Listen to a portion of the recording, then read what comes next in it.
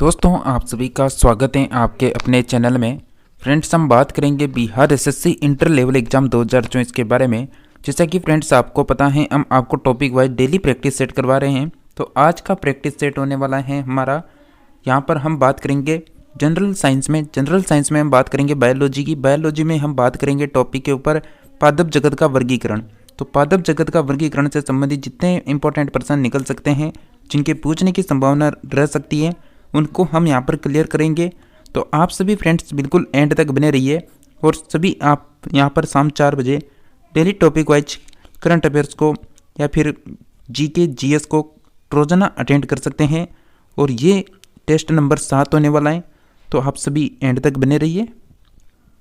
तो फ्रेंड्स आप भी लगातार अगर प्रैक्टिस सेट करना चाहते हैं तो चैनल को सब्सक्राइब कर लें और नोटिफिकेशन के ऑप्शन को ऑल में सेलेक्ट कर लें, ताकि जब भी कोई सा भी न्यू अपडेट आई या न्यू प्रैक्टिस सेट आए तो उसका नोटिफिकेशन आप सभी फ्रेंड्स को कंटिन्यू मिलता रहे। तो चलिए फ्रेंड्स आप सभी के लिए यहाँ पर प्रैक्टिस सेट शुरू होता है। फर्स्ट प्रश्न है, निम्नलिखित में से किसे वर्गीकी का पिता कहा जाता है? तो बताइए क्या आंसर आ सकता है फ्रेंड्स। मैं आपको 14 प्रश्न करवाऊंगा जो 10 से 12 मिनट में ख़त्म हो जाएगा। तो आप 14 में से कितने को राइट कर पाते हैं ये कमेंट करके ज़रूर बताएं। तो फ्रेंड्स आपका करेक्ट आंसर हो जाएगा इस प्रश्न का answer option number C, Linnaeus correct answer हो जाएगा हमारा आंसर।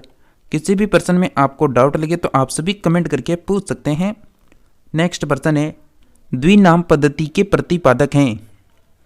द्विनाम पद्धति के प्रतिपादक कौन हो जाएंगे फ्रेंड्स? बिल्कुल ए ऑप्शन करेक्ट आंसर हो जाएगा लीनियस। नेक्स्ट है, वर्गीकरण का प्राकृतिक सिस्टम किस वनस्पति वैज्ञानिक के प्रस्तुत किया था? वर्गीकरण का प्राकृतिक सिस्टम किस वनस्पति वैज्ञानिक के प्रस्तुत किया था?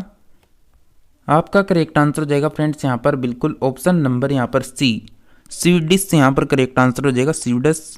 नेक्स्ट बात करें, नेक्स्ट है कि पुष्पी पादपों को रखा गया है। पुष्पी पादपों को रखा गया है, तो ये रखा गया है फेनरोगेमस में, बी ऑप्शन आपका करेक्ट आंसर हो जाएगा। नेक्स्ट है कि अपुष्पी पादपों को रखा गया है। अपुष्पी पादपों को रखा गया है, बिल्कुल करेक्ट आंसर हो जाएगा cryptogams, A option correct answer होगा। नेक्स्ट है कि वर्गीकरण की आधारीय इकाई है। वर्गीकरण की आधारीय इकाई क्या होगी फ्रेंड्स बताइए? बिल्कुल स्पीशीज करेक्ट आंसर हो जाएगा। हाइड्रोफाइटस होते हैं, तो हाइड्रोफाइटस क्या होते हैं बताइए? बिल्कुल आपका करेक्ट आंसर हो जाएगा बी ऑप्शन, जलीय पौधे होते हैं। नेक्स्ट है, द्विनाम पद्धति का अभिप्राय है पौधों के नामों को 2 शब्दों में लिखना जो बताते हैं उनके। तो फ्रेंड्स क्या आंसर आएगा? द्विनाम पद्धति का अभिप्राय है पौधों के नामों को 2 शब्दों में लिखना है जो बताते हैं उनके, क्या बताते हैं? जाति, वंश, कुल, क्या बताते हैं? बिल्कुल वंश तथा जाति बताते हैं, ए ऑप्शन हमारा करेक्ट आंसर हो जाएगा। नेक्स्ट है कि जिन पौधों पर बीज बनते हैं किंतु पुष्प नहीं लगते हैं वो क्या कहलाएंगे? तो फ्रेंड्स क्या आंसर आएगा? जिन पे बीज बनते हैं किंतु पुष्प नहीं लगते वो अनावर्त बीजी कहलाते हैं, बी ऑप्शन आपका करेक्ट आंसर हो जाएगा। नेक्स्ट है, जीवाणु की खोज किसने की थी? जीवाणु की खोज किसने की थी फ्रेंड्स बताइए? आपका करेक्ट आंसर हो जाएगा लियोनहुक, करेक्ट आंसर हो जाएगा लियोनहुक। नेक्स्ट है, जीवाणु से संबंधित निम्न कथनों में से कौन सा सही है? जीवाणुओं से संबंधित निम्न कथनों में से कौन सा सही है फ्रेंड्स ये बताइए? आपका करेक्ट आंसर हो जाएगा ऑप्शन नंबर सी, अधिकांश जीवाणु विविध पोषी होते हैं किंतु कुछ स्वपोषी होते हैं। नेक्स्ट है, जीवाणुओं को पौधों यानी जीवाणुओं को पौधे माना गया है क्योंकि? जीवाणुओं को पौधा माना गया है क्योंकि माना गया है, क्या आंसर आने वाला है? तो आपका करेक्ट आंसर हो जाएगा क्योंकि इनमें कठोर कोशिका भित्ति होती है, बी ऑप्शन करेक्ट आंसर होगा। नेक्स्ट है कि जीवाणविक कोशिकाओं में नहीं होता है। जीवाणविक कोशिकाओं में क्या नहीं होता है? आप सभी साथियों का करेक्ट आंसर हो जाएगा यहाँ पर ऑप्शन नंबर डी, सूत्रकर्णी का करेक्ट आंसर हो जाएगा डी ऑप्शन। नेक्स्ट है कि जीवाणुओं की साधारण आकृति क्या होती है।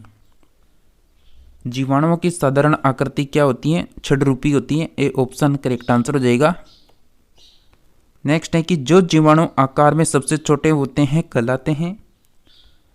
जो जीवाणु सबसे छोटे होते हैं आकार में वो कहलाते हैं गोलाणु। ए ऑप्शन करेक्ट आंसर हो जाएगा।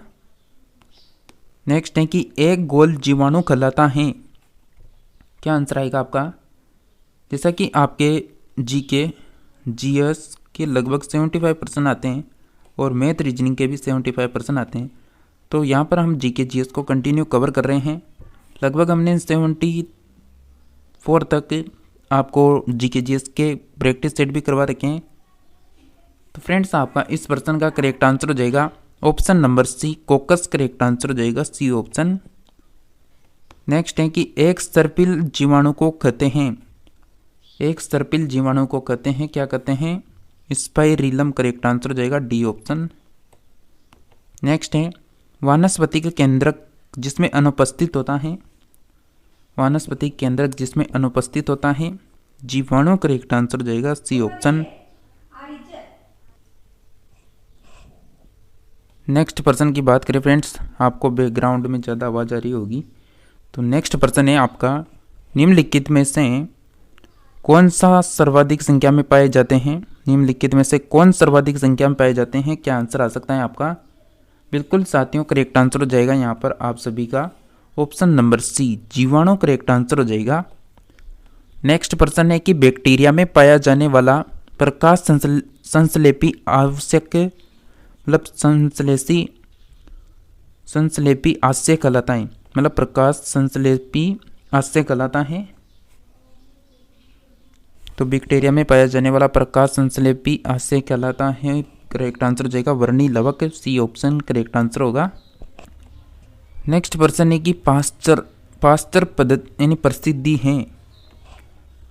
पास्चर प्रसिद्धि हैं, तो बिल्कुल करेक्ट आंसर हो जाएगा। इस प्रश्न का आंसर रोगों की जर्म थ्योरी के लिए प्रसिद्ध है। नेक्स्ट है कि निम्न में से सबसे छोटा जीव कौन सा है। तो सबसे छोटा जीव कौन सा हो जाएगा? Mycoplasma, C option correct answer है। नेक्स्ट है कि जो जीवाणु सीधे ही वायुमंडल मतलब वायुमंडलीय नाइट्रोजन को नाइट्रोजन के यौगिकों में बदलते हैं क्या कहलाते हैं?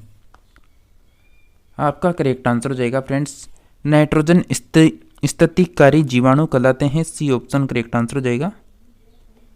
नेक्स्ट है कि मूल ग्रंथियों में पाई जाती हैं। मूल ग्रंथियों में पाई जाती हैं, करेक्ट आंसर हो जाएगा कुछ लेग्यूम्स पादपों तथा कुछ अन्य पौधों में। ए ऑप्शन करेक्ट आंसर है। नेक्स्ट है कि अधिक नमक वाले आचार में जीवाणु जीवित नहीं रह पाते क्योंकि। अधिक नमक वाले आचार में जीवाणु जीवित नहीं रह पाते क्योंकि बिल्कुल आपका करेक्ट आंसर हो जाएगा वे जीवाणु यानी वह जीवाणु द्रव्य कुंचित हो जाते हैं और इस तरह मर जाते हैं। ए ऑप्शन करेक्ट आंसर होगा। नेक्स्ट है मानव की आंत में पाया जाने वाला जीवाणु है। मानव की आंत में पाया जाने वाला जीवाणु कौन सा हो जाएगा? आपका करेक्ट आंसर हो जाएगा एस्चेरिचिया कोलाई, करेक्ट आंसर हो जाएगा, बी ऑप्शन। नेक्स्ट है तपेदिक यानी टीबी उत्पन्न करने वाला जीवाणु है। करेक्ट आंसर हो जाएगा microbacterium, B option correct answer होगा। नेक्स्ट है कि भोजन की विषाक्तता उत्पन्न होती है। भोजन की विषाक्तता उत्पन्न होती है, करेक्ट आंसर हो जाएगा क्लोस्ट्रीडियम बोटुलिनम द्वारा होता है, बी ऑप्शन करेक्ट आंसर है। नेक्स्ट है कि एंटीबायोटिक्स अधिकांशतया प्राप्त होते हैं। एंटीबायोटिक्स अधिकांशतया प्राप्त होते हैं जीवाणुओं से, सी ऑप्शन आपका करेक्ट आंसर होगा। नेक्स्ट है यदि एक जीवाणु की कोशिका प्रति 20 मिनटों में विभाजित होती है तो यानी 2 घंटे में कितनी जीवाणु बनेंगे?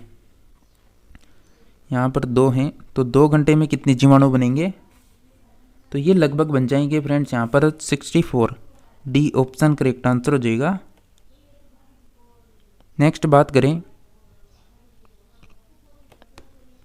नाइट्रोजन यौगीकरण में निम्नलिखित में से कौन सी फसल सहायक है? नाइट्रोजनी यौगिकीकरण में निम्नलिखित में से कौन सी फसल सहायक हो जाएगी? यहाँ पर बिल्कुल फली करेक्ट आंसर हो जाएगा, सी ऑप्शन।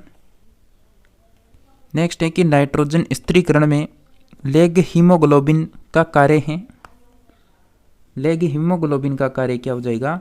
ऑक्सीजन का अवशोषण, ए ऑप्शन करेक्ट आंसर हो जाएगा। निम्नलिखित में से कौन सा रोग बैक्टीरिया से होता है? तो कौन सा रोग बैक्टीरिया से होता है? तपेदिक, ए ऑप्शन करेक्ट आंसर हो जाएगा। फ्रेंड्स, आप जल्दी से क्लास को लाइक कर दें, चैनल को सब्सक्राइब कर लें। कंटिन्यू क्लासें करने के लिए वीडियो को अधिक से अधिक दोस्तों को शेयर करें। मृदा की धान की पैदावार बढ़ाने वाला मुक्त जीवी जीवाणु कौन सा है? करेक्ट आंसर हो जाएगा एनाबीना, यानी डी ऑप्शन करेक्ट आंसर हो जाएगा आपका। नेक्स्ट है प्रशीतन खाद्य परिरक्षक, यानी प्रशीतन खाद्य परिरक्षण में मदद करता है। तो कौन मदद करता है? जैव रासायनिक अभिक्रिया की दर को कम कर, मतलब बी ऑप्शन आपका करेक्ट आंसर हो जाएगा। प्रशीतन खाद्य परिरक्षण में मदद करता है जैव रासायनिक अभिक्रिया की दर को कम करके, बी ऑप्शन हमारा करेक्ट आंसर रहेगा। दही जमाने वाले निम्नलिखित में से किस सूक्ष्म जीव का प्रयोग किया जाता है दही जमाने में? आप सभी को पता है लैक्टोबैसिलस, करेक्ट आंसर हो जाएगा, डी ऑप्शन। नेक्स्ट है कि निम्नलिखित में से किसके द्वारा दूध खट्टा होता है? बिल्कुल बैक्टीरिया, करेक्ट आंसर हो जाएगा, बी ऑप्शन। नेक्स्ट है कि दूध के दही के रूप में जमने का कारण क्या है? बिल्कुल lactobacillus, C option correct answer है। नेक्स्ट है कि निम्न में से कौन सा सहजीवी नाइट्रोजन यौगिकीकरण में सहायक है? यानी यौगिकीकरण जीवाणु है या फिर, तो सहजीवी नाइट्रोजन यौगिकीकरण जीवाणु कौन सा हो जाएगा? राइजोबियम हो जाएगा। नेक्स्ट बात करें तो सर्वप्रथम विषाणु की खोज किसने की? तो ये की थी इवानोव्स्की ने, बी ऑप्शन करेक्ट आंसर हो जाएगा। तो फ्रेंड्स, ये थी यहाँ पर बिहार एसएससी के लिए प्रैक्टिस सेट, जिसमें हमने 14 प्रश्नों को यहाँ पर लगभग कवर किया है और पादप जगत का वर्गीकरण से संबंधित इन प्रश्नों को हम नेक्स्ट क्लास में और कंटिन्यू करने वाले हैं। तो आप सभी लगातार बने रहिए। चैनल पे पहली बार आए तो चैनल को सब्सक्राइब कर लें और नोटिफिकेशन को ऑप्शन को ऑल में रखें। तो मिलते हैं नेक्स्ट क्लास में।